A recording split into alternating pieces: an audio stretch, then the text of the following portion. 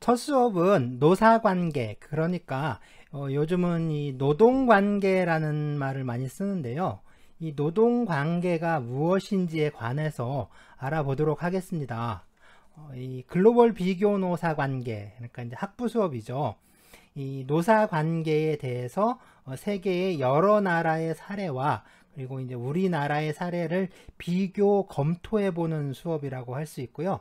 그리고 우리 이제 경영대학원 수업이 노사관계 사례 연구, 그러니까 노사관계에서 발생하는 사례들에 대해서 좀 살펴보는 수업입니다. 물론 이게 이제 구체적인 내용에서 차이가 나겠지만 이 노사관계가 무엇이냐 라고 하는 점에 대해서는 이 글로벌 비교 노사관계나 이 노사관계 사례 연구나 같을 수밖에 없겠죠. 네, 지난 1학기에 수업을 했던 이 기업경영과 노동법이라든가 또는 노사관계론 역시 이 부분에서는 같을 수밖에 없는 거예요. 그래서 노사관계의 개념이나 어떤 이제 고찰하는 범위, 접근 방법, 이런 것들은 이 노동 문제를 다루는 과목이라면 과목이 다르더라도 이 부분은 동일할 수밖에 없겠죠. 그래서 지금 이 수업은 이 글로벌 비교 노사관계와 노사관계 사례 연구의 좀 공통적인 부분이라 이 수업 내용이 같습니다. 사실은 이제 하나의 파일로 작업을 하게 한 건데요. 여러분들이 좀 혼동할 수 있으니까 이게 이제 동영상으로 편집을 할 때는, 그리고 편집해서 제 수업 영상 제작을 할 때는 각각 좀 따로따로 작업한 거라고 할 수가 있습니다. 네, 앞으로 이 글로벌 비교 노사관계와 노사관계 사례 연구 수업이 이제 서로 다른 내용으로 이제 수업이 진행이 되겠죠. 진행이 되겠지만 좀 이제 다른 이제 서로 좀 참고를 하는 것도 좋을 것 같아요. 뭐 꼭 그래야 된다라는 건 아니고요. 뭐 그러면 좋을 것이다라고 하는 거죠. 자, 먼저 노사관계인데요. 한자로 이렇게 쓰는 노사관계입니다. 그래서 이 노는 노동자를 의미하죠. 정확한 발음은 로죠, 로. 이게 단어의 맨 앞에 오니까 이게 노라고 발음이 되는 거죠. 그리고 사는 사용자입니다. 그러니까 노사관계라고 하면 노동자와 사용자의 관계라고 할 수 있는 거죠. 그런데 이 노사를요, 뭐 이렇게 이제 노사라고 쓸 수도 있는데요. 네, 물론 이렇게는 잘 안 씁니다. 거의 잘 안 쓰는데 혹시 노사 관계에서 노사를 이렇게 쓴다고 하면 이때는 노동자와 회사라는 뜻이 되겠죠. 주로 뭐 개인 노동자보다는 이 노동자 집단, 그러니까 노동자 단체와 회사의 관계를 나타낼 때 쓸 수 있으니까 이 노동조합과 회사를 가리킬 때 쓸 수가 있겠죠. 어쨌든 잘 쓰지 않는 말입니다. 그래서 이게 이제 국어 사전에도 안 나오는데요. 간혹 뭐 이렇게 쓰는 그 사례를 가끔씩 좀 발견하긴 해요. 어쨌든 뭐 이런 말은 잘 쓰지 않습니다. 그리고 이제 우리 이 유튜브 채널의 이름에도 이제 로사가 들어가 있잖아요. 한자로 쓴다면 이 로사와 같아요. 노동법, 사회법. 네, 그렇죠. 네, 노사관계라는 말도 쓰지만 이 노동관계라는 말도 많이 쓰는데요. 이 노사관계라는 말이 이 노동자와 사용자라는 어떤 관계의 주체를 중심으로 부르는 말이라면 이 노동관계는 이 관계의 내용을 중심으로 부르는 말이다 라고 할 수가 있습니다. 노동자와 사용자 사이를 연결하는 그 관계의 중심에는 이 노동이라는 문제가 있는 거예요. 그런데 이 노동은 그냥 일이잖아요. 일하는 거죠. 영어로 하면 이 work입니다. 물론 이 labor라는 말을 쓰기도 하죠. 자, 그러면 이 work와 labor는 어떤 차이가 있을까요? 그러니까 말의 어떤 어원이 어디냐, 말이 어디서 유래한 것이냐, 이 말이 그 근원지가 어디냐 하는 그런 데에서 오는 차이지 실제 내용에 있어서 차이가 있는 건 아닙니다. 그래서 이 워크는요, 이 고대 영어, 그러니까 이 게르만 언어 계열에서 온 말이고요. 레이버는 당연히 라틴어에서 온 말입니다. 뭐 그런 차이밖에 없는 거죠. 뭐 둘 다 노동이란 뜻입니다. 그러면 이 노동은 뭘까요?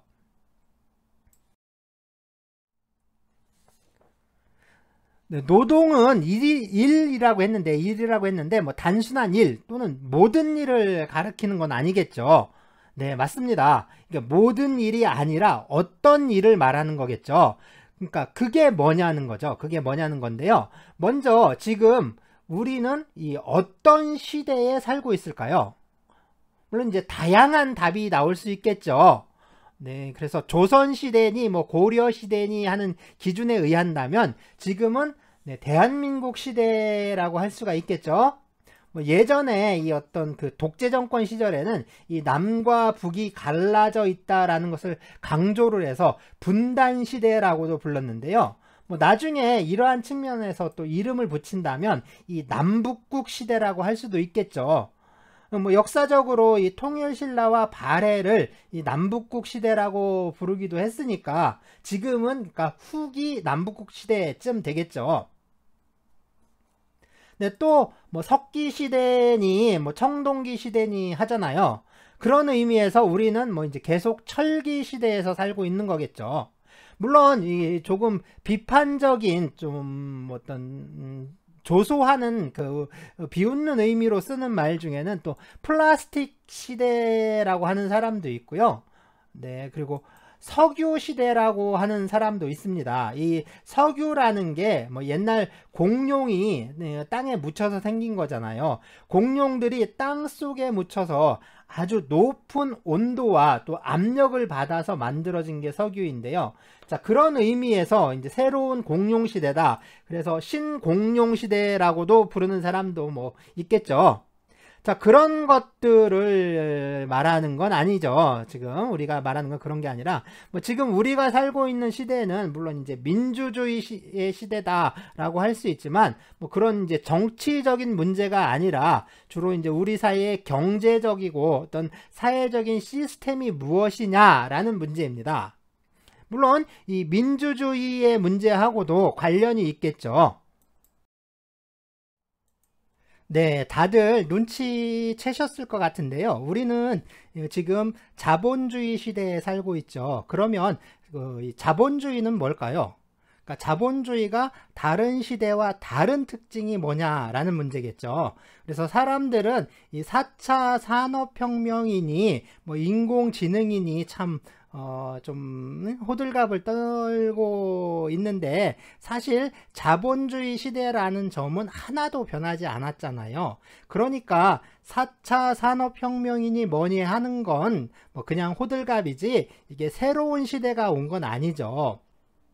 그러니까 뭔가가 좀 근본적으로 바뀐 게 있어야 시대가 바뀌는 건데 근본적으로 바뀐 게 없잖아요. 이 시스템이 바뀌질 않았다는 거예요. 이 시스템, 이 자본주의라는 시스템 전혀 바뀌질 않았어요. 그러니까 새로운 시대가 온 게 아니고요. 이건 그냥 광고라든가 선전에 불과한 거죠. 자본주의 시스템은 어떤 바뀌질 않았어요. 그렇다면 자본주의가 뭐냐? 뭐 이 문제로 가야겠죠. 네, 자본주의가 뭐냐는 결국에 다른 시스템과 이 시스템의 차이가 무엇이냐라는 점에서 찾아야겠죠. 먼저 자본주의, 영어로 하면 캐피탈리즘이죠. 이 캐피탈리즘, 그러니까 자본주의는 이 칼 막스라는 사람이 만들어서 쓰기 시작한 말입니다. 자본주의란 말의 뜻이나 특징에 대해서는 아직까지 논란이 있어요. 대략적으로 생산수단의 사유제 아래에서 이윤 획득을 위한 상품 생산이 행해지는 경제체제다. 뭐 또는 인간 생활의 물질적 기초를 생산하고 또 재생산하는 과정이 자본제적 생산이라는 독자 형태로 이루어지는 사회를 말한다 라고 하는데요. 뭐 이러한 자본주의는 결국에 이 산업혁명을 거쳐서 성립된 근대 산업사회의 특이한 경제구조이다 라고 설명이 됩니다. 그런데 뭐 이런 얘기들은 결국에 경제학 시간에 주로 다뤄야 할 것 같은데요. 우리가 관심이 있는 거는 이 자본주의 자체가 아니라, 그렇죠? 노동이잖아요. 그러니까 노동이라는 측면에서 자본주의를 바라봐야 한다라는 거죠. 우리는 먹고 살아야 합니다. 그렇죠? 먹고 살아야 하는데요. 먹고 살려면 뭐가 필요하죠? 밥이요?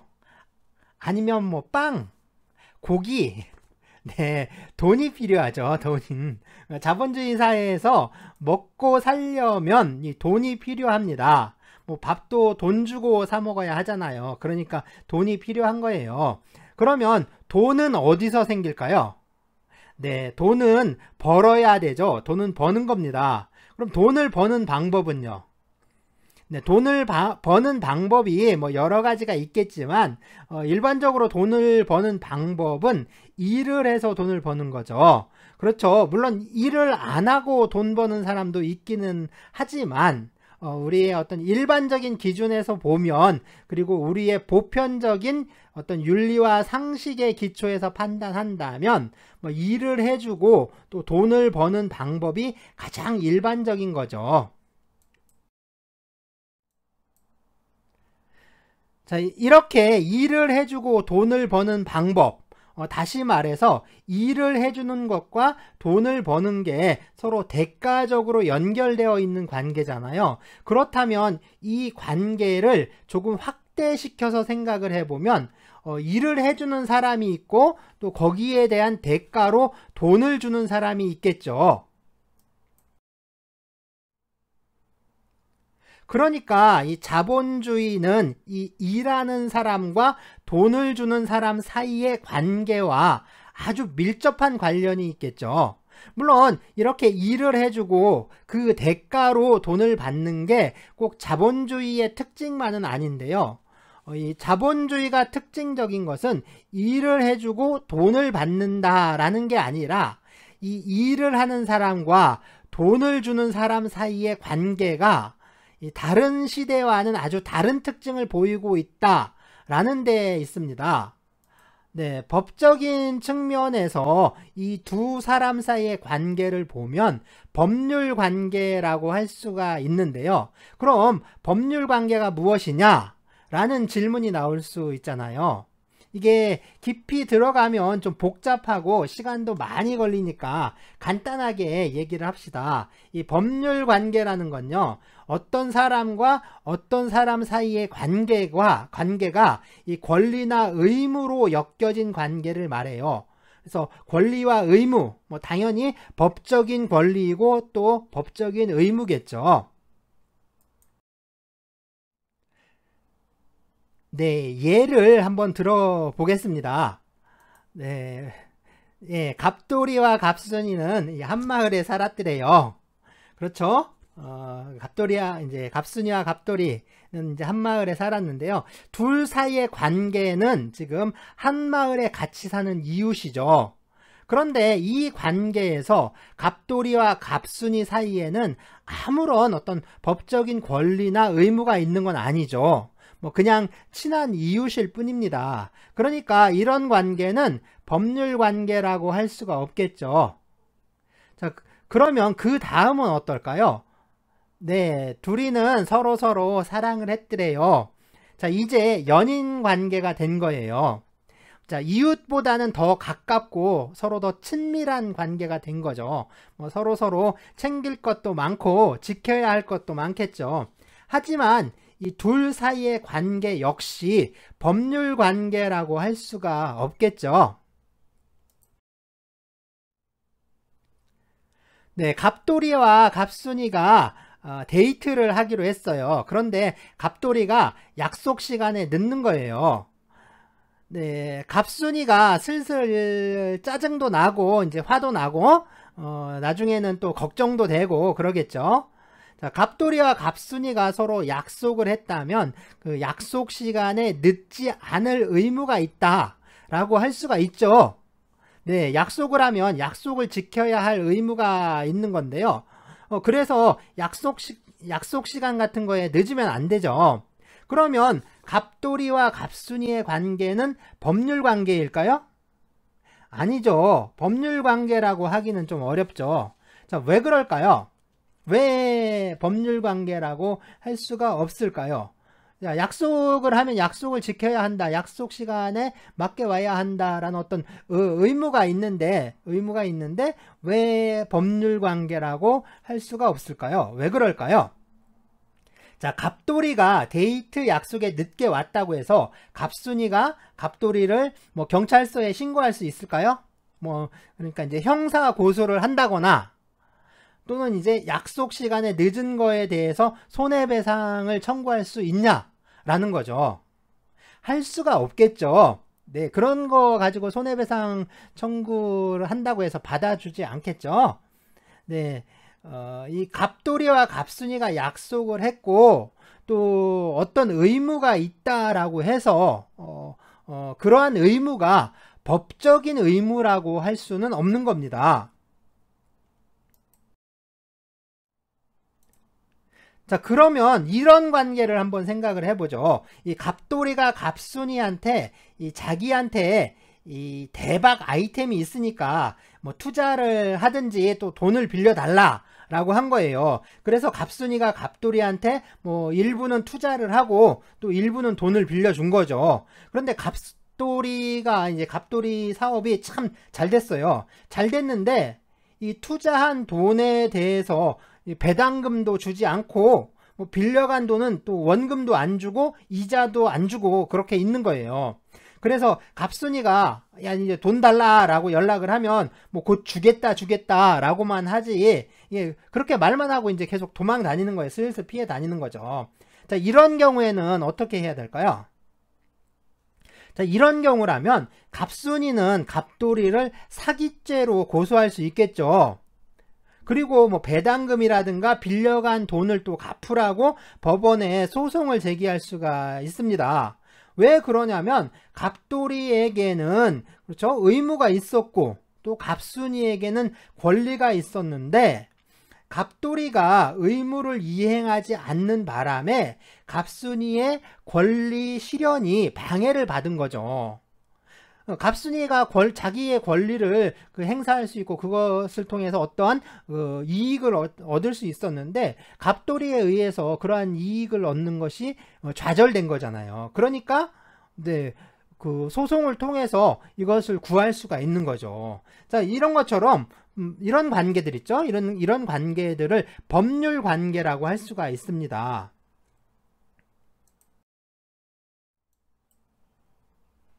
자, 그러면 일을 해주고 또 돈을 받는 관계를 다시 한번 생각을 해보죠. 일을 해줘야 하는 것도 그리고 그 대가로 돈을 줘야 하는 것도 모두 이제 법적인 측면에서 보자면 일종의 권리이고 또 의무라는 거예요. 뭐 일을 하는 사람이 보면 일을 하는 거, 일을 해주는 건 의무고 또 거기에 대한 대가로서 돈을 받는 건 권리겠죠.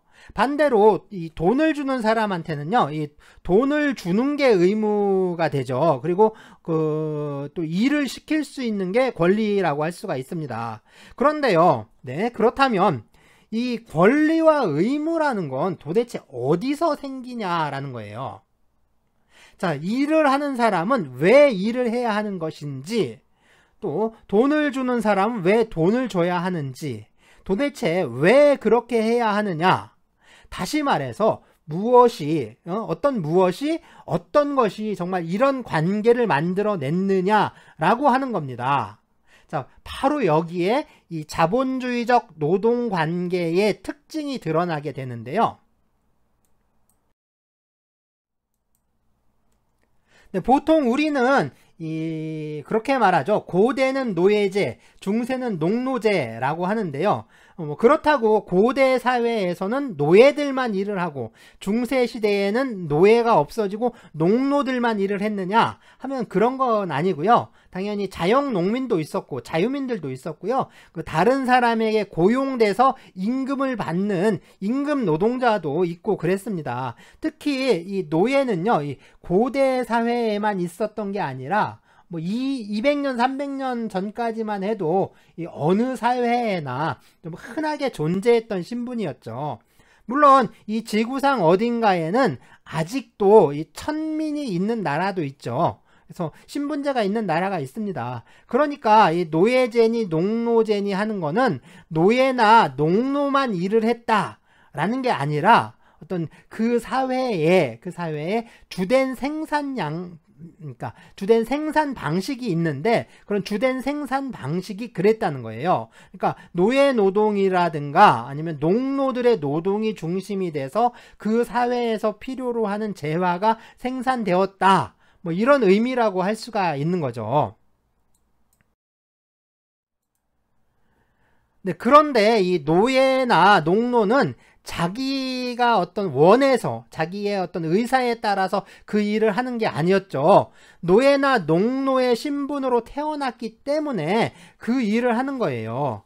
그러니까 자기의 의사와 상관없이, 그러니까 자기 어떤 생각이라든가 어떤 감정, 느낌 이런 거와 전혀 상관없이 이 노예나 농노라는 신분, 그러니까 다시 말해서 이 신분 제도, 그러니까 신분이라는 일종의 이제 법률 제도죠. 이런 제도에 의해서 노동을 할 수밖에 없었던 거죠. 그리고 노동의 대가 역시 미리 정해져 있거나 어떤 서로 정하는 게 아니라 그냥 생존을 보장받을 정도의 의식주를 공급받는다. 그 정도? 아니면 생계를 위해서 농사를 지을 수 있는 어떤 시간과 경작지를 좀 허락받는 거, 이런 거 수준이었습니다. 그러니까 이 노예들이 주인을 위해서 일을 하면 그 주인은요, 그 대가로 먹여주고 재워주고 입혀주고 그랬던 거예요. 물론 이게 먹여주고 재워주고 입혀준다고 해서 이게 아주 풍족한 건 아니었겠죠.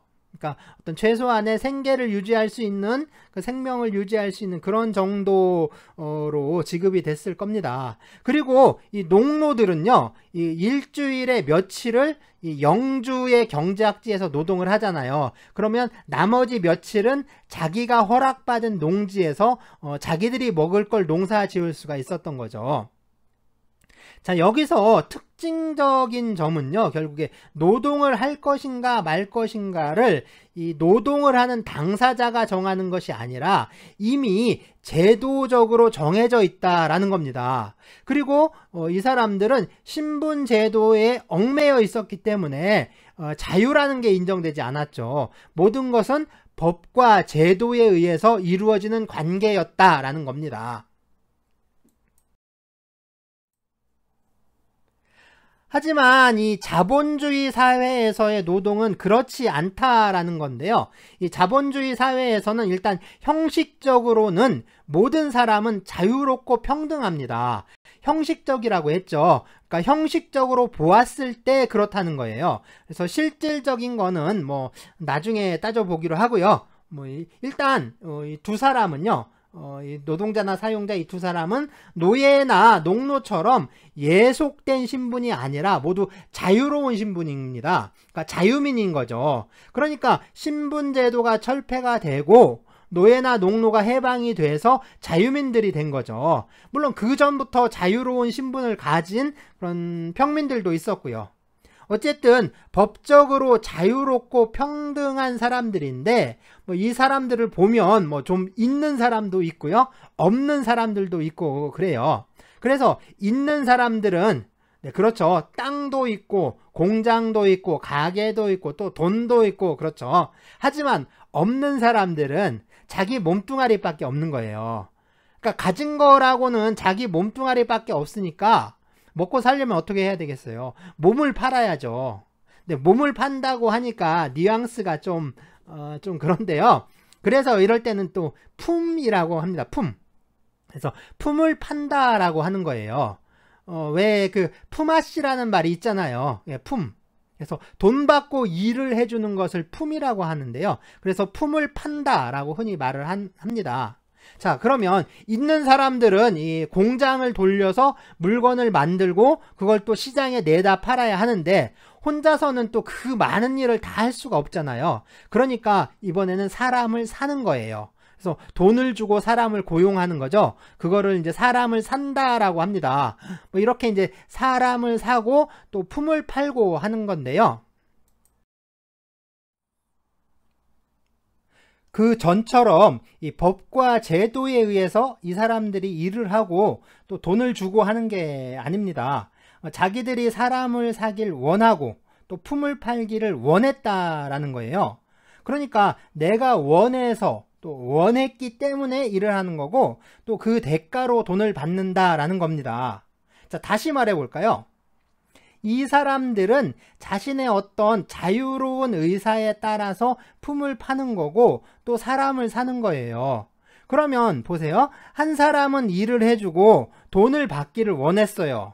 또 한 사람은 돈을 주고 일을 시키기를 원했습니다. 자, 이 두 사람은 자기들이 원하는 것이 서로 일치를 했잖아요. 그러니까 일과 돈이 서로 대가적으로 결합되어 있는 이게 결합되어 있는 이 관계에 대해서 이 두 사람은 그걸 원했고 또 서로 그러기로 약속을 해버린 겁니다. 그러니까 서로 합의를 한 거죠. 그래서 여보슈, 내가 당신네 공장에서 하루에 8시간씩 일을 해줄 테니까 1시간에 2만원씩 쳐주세요. 아, 그래요? 그러면 우리 공장에서 일을 하면 내가 1시간당 2만원씩 주겠습니다. 뭐 이렇게 되는 거죠. 이 둘 사이의 약속, 그러니까 일과 돈에서 약속을 하게 된 겁니다. 이 두 사람 사이에 일을 해주고 또 돈을 주는, 그렇죠? 계약이 성립해 버린 거죠.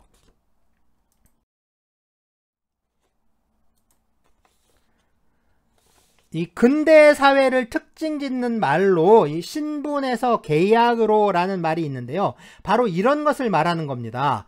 근데 이전에는 이 신분이라는 법률 제도에 의해서 사람들이 노동을 했다면 이제는 사람들이 계약을 통해서 노동을 하게 되었다라는 거죠.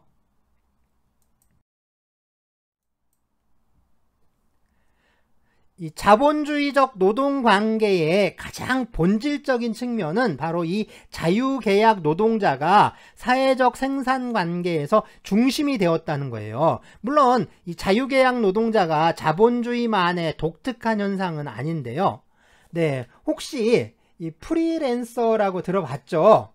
그러니까 어떤 특정한 사업주에게 고용돼서 일하는 게 아니라 뭐 그때그때 필요할 때마다 업무에 관한 계약을 하고 또 그 업무와 관련된 기간 동안만 일을 하는 사람들을 말하죠.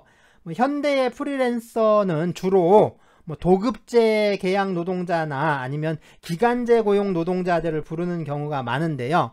네, 프리랜서. 프리는 이제 자유롭다라는 뜻이겠죠. 그러면 이 랜서는 뭘까요?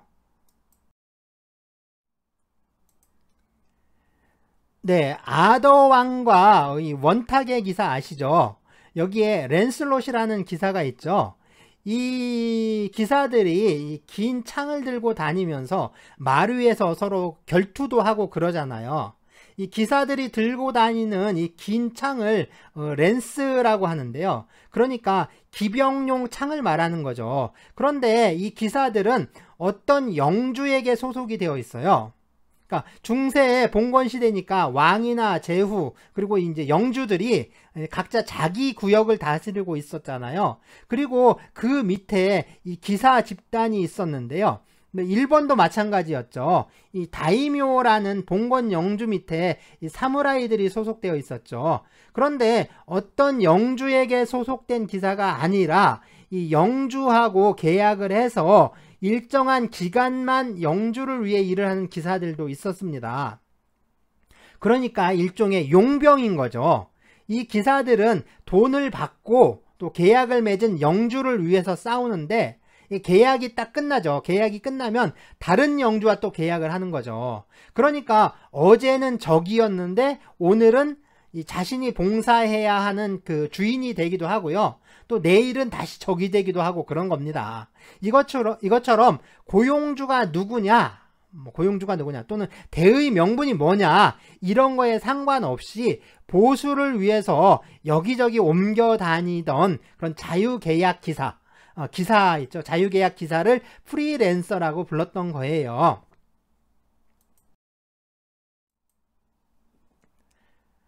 하지만 이 근대 시민법에 의해서 인격 평등의 원칙이 선언된 이후에 이 자유계약은 이 자본주의 노동관계에서의 보편적인 현상이 되었다라고 할 수가 있는데요. 이 법적으로 자유롭고, 그렇죠, 더 이상 노예나 농노의 신분이 아니라 자유로운 시민이 된 거잖아요. 그러니까 자유롭겠죠. 그리고 평등합니다.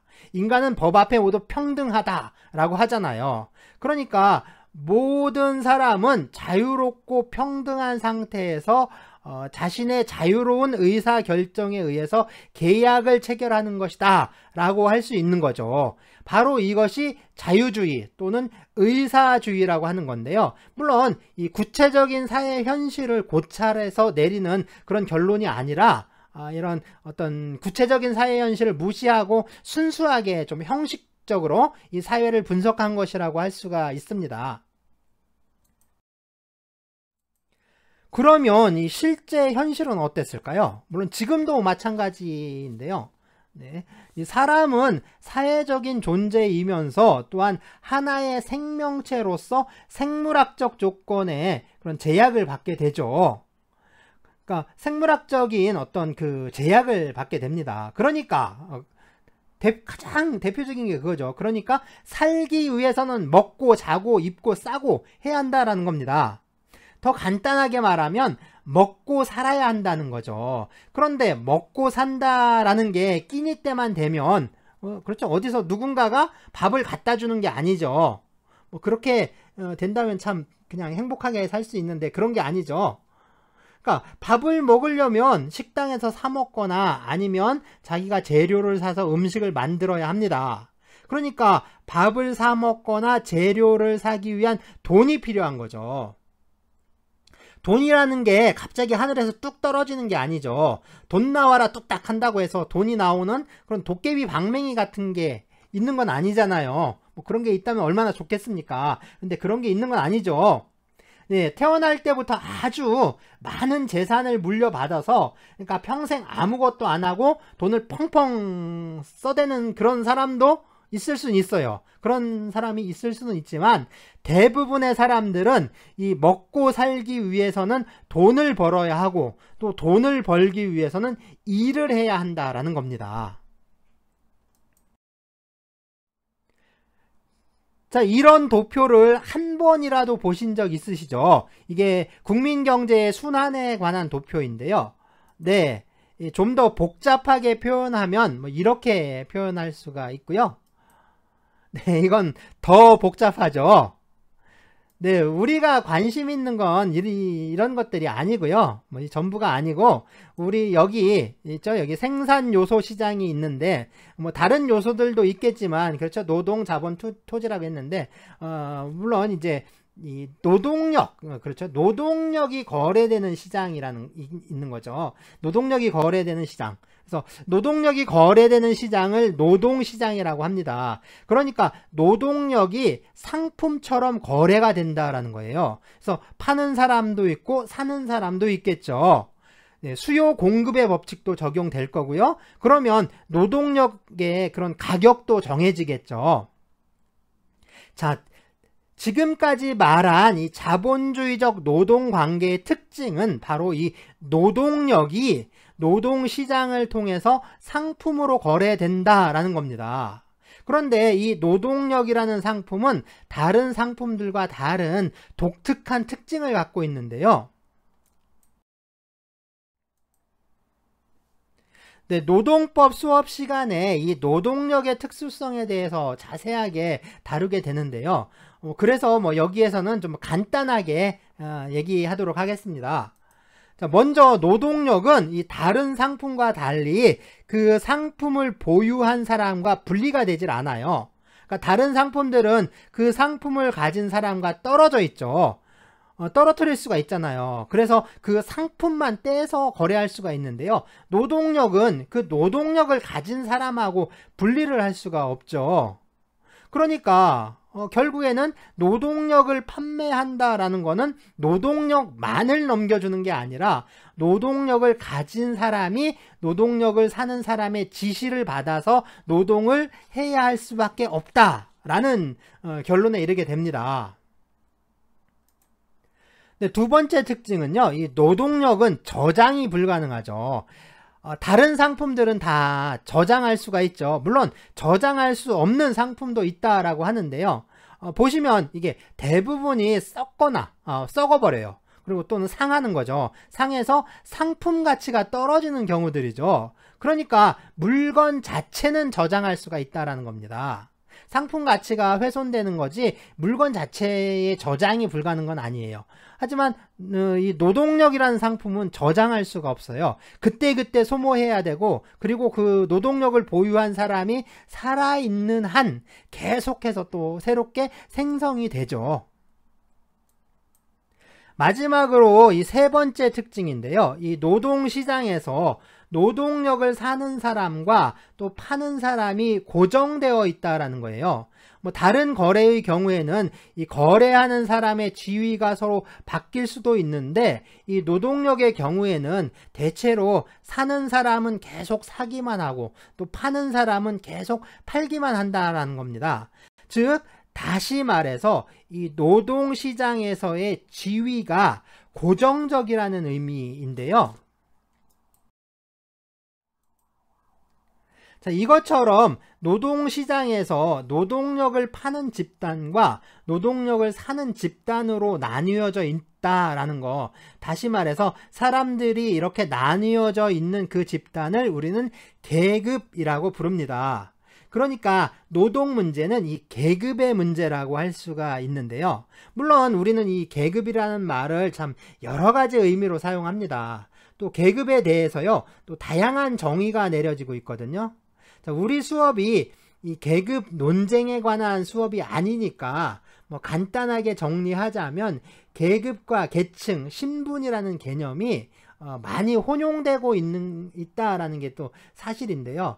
이 계급은 사회 계층이나 또는 신분과는 좀 다른 개념이라고 할 수 있습니다. 사회 계급은요, 원칙적으로 사회적 생산 관계에서 이 생산수단의 소유 여부에 따라 구분되는 그런 사회 집단이라고 할 수가 있습니다. 그러니까 아주 간단하게 이 생산수단을 가진 자와 안 가진 자, 뭐 이렇게 나뉘어지는 거죠. 물론 이것은 아주 단순하게 설명하기 위한 거고요. 실질적인 어떤 계급 이론은 좀 더 좀 상당히 좀 복잡하겠죠. 어쨌든 우리는 이 생산수단을 가진 자를 유산계급, 그렇죠? 있을 유자에 재산산자를 써서 유산계급이라고 하고요. 없는 사람을 없을 무자를 써서 무산계급이라고 하죠. 네, 또 다른 말로는 뭐 자본가 계급과 뭐 노동자 계급이라고도 하고요. 또 부르주아지와 프롤레타리아트라고도 하는데요. 자, 유산 계급과 자본가 계급, 또 부르주아지가, 그리고 이 무산 계급과 노동자 계급, 프롤레타리아트가 완전히 서로 일치하는 개념은 아니지만 뭐 대략적으로 맥이 통하는 것이라고 할 수가 있습니다. 노동관계를 이 계급관계라고 하면 이 노동관계에 대해서 협소하게, 그러니까 어떤 좌파적인 편견을 갖고 좀 편협하게 바라보는 것처럼 취급을 하는데요. 우리가 정확하게 알아야 할 것은 이 사회 계급 이론을 비판하는 견해는 있지만 이 계급 이론을 극복하고 이것을 대체하는 이론은 지금까지 없다는 겁니다. 마찬가지로 이 노동가치론을 비판하는 견해들이 많은데, 물론 이런 그 비판하는 견해는 있지만 이 노동가치론을 뛰어넘는 가치 이론은 또 없죠.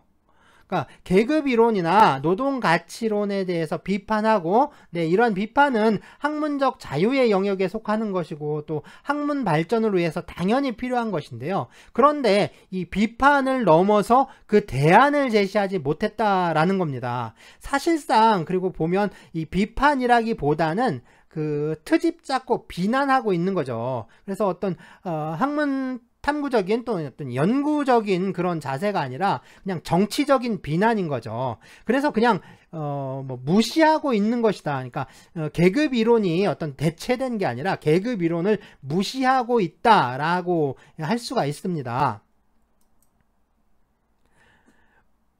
그런데 우리가 주의해야 할 점이 있는데, 이 주의해야 할 점은 뭐냐면 노동관계를 계급관계로 본다는 사실 자체가 아니라 이 계급의 문제를 시비, 선악, 호오의 문제로 봐서는 안 된다는 거예요.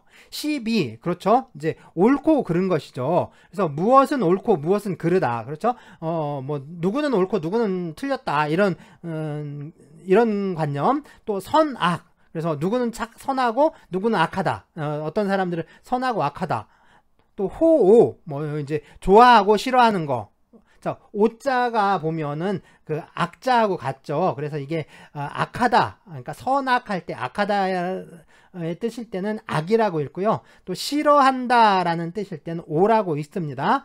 어쨌든 이 시비, 선악, 호오라는 이 사람의 주관적인 감정을 개입시키지 않고 좀 객관적인 시각에서 이 계급 이론과 분석을 통해서 노동관계를 바라본다면 이게 아주 그 유용한 도구라는 것을 알 수가 있는데요. 이 노동관계를 계급관계로 이해하는 것은 노동관계에서 발생하는 여러 현상들, 그렇죠. 주로 노동 분쟁이겠죠. 이러한 노동 분쟁들의 원인을 탐색하고 해결 방법을 모색하는데 이 많은 도움을 준다라는 겁니다. 자, 예를 들어서 태풍이 올라온다고 합시다. 우리가 이 태풍에 대해서 이 태풍을 싫어하는 사람도 있고 또 무서워하는 사람도 있고 또 혹시 모르겠는데요. 어떤 사람은 또 좋아하는 사람도 있을 수가 있겠죠.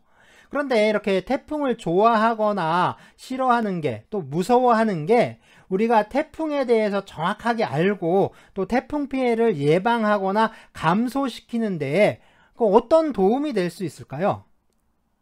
우리가 태풍에 대해서 정확하게 예보하고 또 태풍의 발생 원인이나 경로 뭐 이런 것들을 정확하게 알려면 태풍에 대해서 연구하고 분석하는 과학, 뭐 기상학이라고 하나요? 뭐 이런 학문 분야와 또 그런 기상 관측 장비라든가 시설 이런 것들이 필요한 거죠.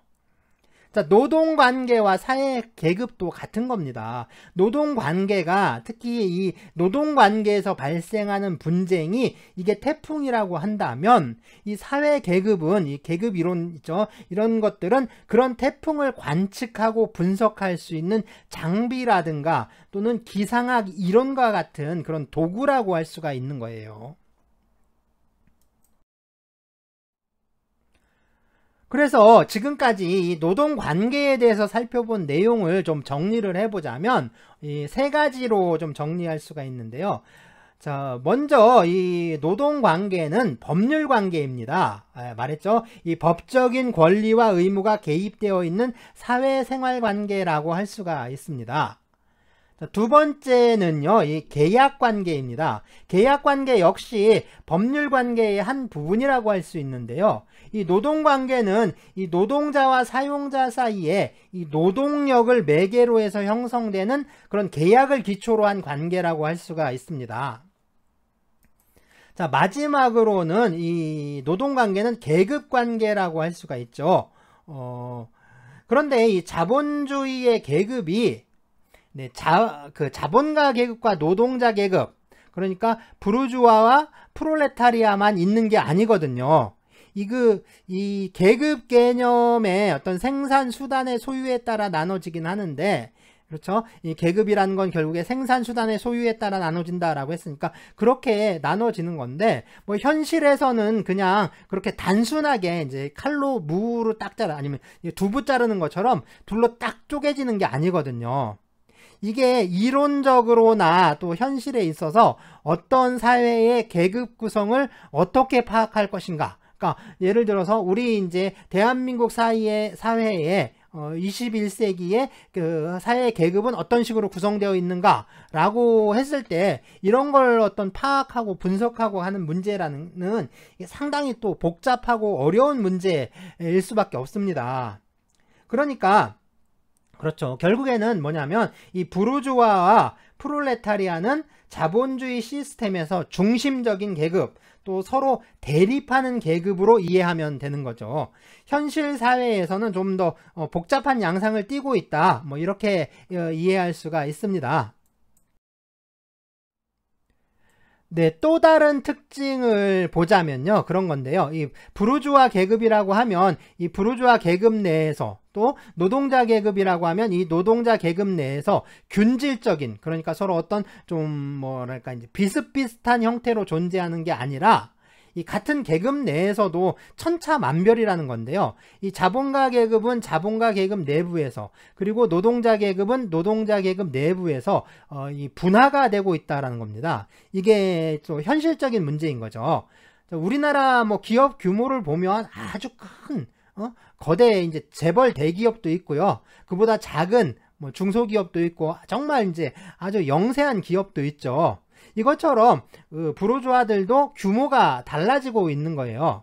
또 산업자본이나 뭐 또 상업자본 또는 뭐 금융자본과 같이 어떤 자본의 종류와 성격에 따라서 또 나뉘어져 있다라는 겁니다. 그리고 이 서로 간에 경쟁할 수밖에 없는 거죠.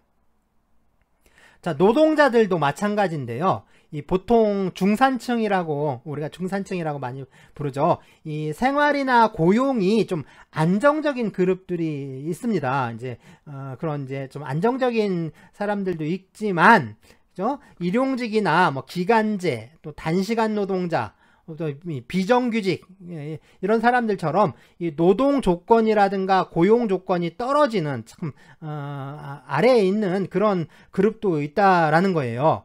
이 노동자 계급의 상층 그룹들 있죠. 그래서 노동자 계급의 상층부에 있는 사람들은 뭐 생활이라든가 사고 방식이나 뭐 이런 것들이 이 노동자 계급으로서의 어떤 그런 전형적인 특징보다는 오히려 이 부르주아 계급과 차이가 없어졌다라는 겁니다. 또 한편으로 보면 이 부르주아 계급 역시 보면 소규모나 아주 영세 규모의 그런 부르주아들은 오히려 노동자들보다 훨씬 못한 상태에 떨어져 있기도 하죠. 그러니까 이 부르주아 계급과 프롤레타리아타 계급이 있고 이들 계급은 서로 대립하면서 부르주아 계급은 또 부르주아 계급끼리, 또 프롤레타리아 계급은 또 프롤레타리아 계급끼리 어떤 공통적인 계급 의식을 갖고 그 계급 내부적으로 뭐 유사한 생활 방식이나 사고 또는 인식 구조를 갖고 생활한다라고 좀 추상적이고 관념적으로 설명을 할 수는 있을지 몰라요. 그런 식으로 이제 추상적인 설명은 할 수 있을지 모르겠지만 사실상 이 자본주의가 고도화된 이 현대 사회에 접어들면서 이 계급 내적으로 분화되는 양상을 보이고 있다라는 거죠. 그러니까 부르주아 계급 내에서도 아주 층을 나누어서 그 천차만별을 이루고 있고, 그리고 서로 간에 경쟁을 하고 있고, 프롤레타리아 계급 역시, 노동자 계급 역시 노동자 계급도 층이 나눠져 있고 그 안에서 상호 간에 그 경쟁이 일어나고 있다라는 겁니다.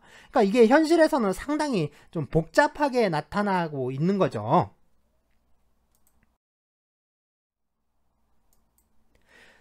또 이 문제가 그건데요. 우리 사회에는 또 이제 그 우리나라 사람들은 보면 참 이 레드 컴플렉스에 민감하죠. 그래서 좌파라든가 사회주의 뭐 이쪽에 상당히 또 히스테리컬한 반응을 보이고, 또 경우에 따라서는 또 뭐 집단적 광기를 나타내기도 하는데요.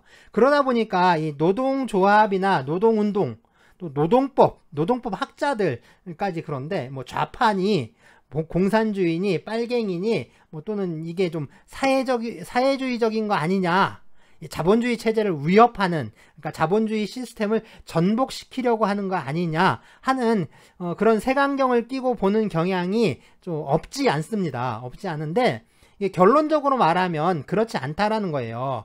물론 이게 노동조합 운동이라든가 이 노동운동이 사회주의적 경향과 또 쉽게 결합을 하기도 하고, 또 정치적인 측면에서 보자면 이게 좌파적인 색깔을 띨 때가 많은데요. 또 그러한 목소리를 또 많이 내고 있는 것도 사실이긴 합니다. 그런데요, 보시면 이 노동조합과 노동운동이 발달한 나라들, 예? 노동조합과 노동운동이 발달한 나라들은 다 선진 자본주의 국가들이다라는 게 사실입니다. 그렇죠. 노동조합과 노동운동이 발달한 나라들은 대부분 그 후진국이 아니라 선진 자본주의 국가들이라는 사실, 이걸 좀 염두에 둬야 될 것 같아요. 예, 노동운동이나 노동조합 운동이 막 사회주의적인 색깔로 보이기도 하고, 또 이제 그런 주장도 많이 하고 그러는데요. 그렇지만 예, 그래요. 이게 그럴수록 오히려 이게 자본주의 시스템이 더욱 정교하게 발달을 해왔다는 겁니다. 그러니까 노동운동이라든가 노동조합 운동이 좌파적 색채를 띨수록 이 자본주의 시스템이 오히려 더 이제 발달을 해왔다라는 거죠. 그러니까 사실상 이 노동조합이나 노동운동 자체는 이 자본주의 체제를 전복하는 게 아니라 이 자본주의 시스템을 옹호하고 이 체제를 수호하는 역할을 담당하고 있다라고 해도 틀린 말이 아닙니다. 그래서 노동조합이 파업을 하면 기업이 망하고 회사들이 다 망하고 사회가 무너질 것처럼 막 이제 겁을 주고 막 떠들어대는데요. 실제로 노동조합이 파업을 한다고 해서 망한 나라는 없습니다. 노동조합이 파업을 해서 기업이 망했다. 망한 기업 없어요. 아니죠. 파업을 해서 망한 기업이 있는 게 아니라 그 기업은 원래 망할 기업이었습니다. 망할 기업에서 파업을 하는 거죠.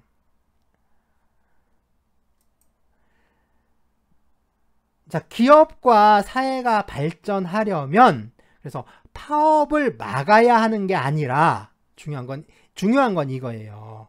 파업을 해결해야 한다라는 겁니다. 그러니까 파업을 막아야 하는 게 아니라 파업을 해결해야 사회가 발전할 수 있는 거죠. 그러니까 노동 분쟁이 없는 사회가 아니라 노동 분쟁을 합리적으로 해결할 수 있는 사회가 건강한 사회라고 할 수 있는 거예요. 그래서 노사 분규가 없고 노동쟁의가 없는, 그리고 노동조합도 없는 그런 기업이나 사회가 아니라 그러한 분규나 노사 분규나 노동쟁의가 발생하더라도 아주 빈번하게 틈만 나면 발생을 하더라도 그거를 합리적이고 효율적인 방법으로 해결할 수 있는 그런 제도나 문화 같은 게 필요하다. 그런 걸 갖고 있느냐? 그게 중요한 문제라고 할 수 있습니다. 그래서 우리 사회가 추구해야 하는 것은 노동 분쟁이 없는 그런 사회가 아니라, 그리고 기업 문화도 마찬가지인데요. 이 노동 분쟁이 없는 그런 기업이 아니라 그러한 분쟁을 합리적으로 효율적인 방법으로 해결할 수 있는 그런 제도화된 또 문화적인 그런 역량을 갖춘 사회, 기업이 되어야 한다라고 할 수가 있는 거죠.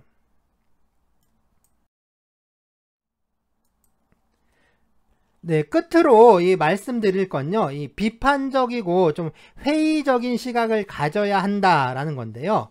우리가 이 사회생활을 하면서 이 다른 사람들과의 관계에서는 좀 부드럽고 또 친근하고 또 다른 사람을 많이 이해하고 포용하는 그런 태도가 좋을 것 같은데요. 하지만 이 어떤 학문적인 주제를 다룰 때는 항상 좀 의심하고 비판하는 자세를 가져야 합니다. 자, 한번 생각을 해보세요. 누군가가 의심하지 않고 또 비판하지 않았다면 지금 우리가 이런 사회에서 살 수 있었을까요? 자, 의심하고 궁금해하고 또 비판하고 바꾸려고 했기 때문에 우리가 지금 이 현대 사회와 또 현대적인 문명 속에서 살고 있는 거겠죠. 또 우리가 의심하고 비판을 할수록 내일은 오늘보다 나아질 것이다 라고 할 수가 있습니다. 그래서 바보는 의심할 줄 모르고요. 멍청이는 비판할 줄 모릅니다.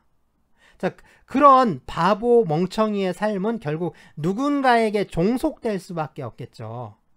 사회과학의 핵심은요, 이 사람으로서 또 주체적으로 살아가는 삶에 있는 거지, 이 누군가에게 종속된 삶에 있을 수는 없겠죠.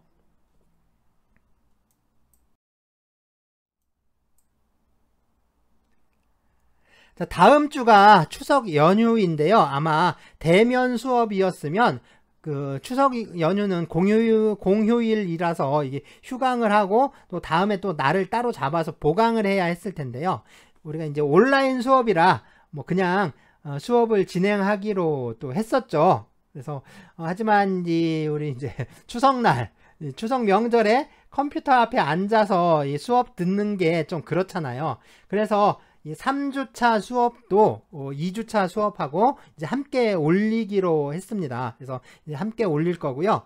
이 출석 과제가 있을 텐데, 그래서 이 출석 과제는 뭐 2주차 수업 출석 과제, 3주차 과제 이렇게 하는 게 아니라 2주차하고 3주차하고 통합해서, 그러니까 한 번에, 그러니까 하나로 제출하는 것으로 하겠습니다. 그래서 2주차, 3주차 통합 과제로 하기로 하고요. 그 제출 기한은 3주차겠죠. 결국에 2주차, 3주차가 합쳐지니까 3주차 수업일 이후에, 수업이 화요일이니까 그 이후 3일, 그러니까 금요일까지겠죠. 금요일까지 제출하면 됩니다. 그 24일까지 아마 제출하면 될 것 같고요. 자, 출석 인증 과제가 뭐냐, 그 주제가 뭐냐, 네, 이거는 3주차 수업에서 공개하기로 하겠습니다. 그러면 즐거운 추석 명절 보내시고요. 네, 다음에 뵙기로 하겠습니다.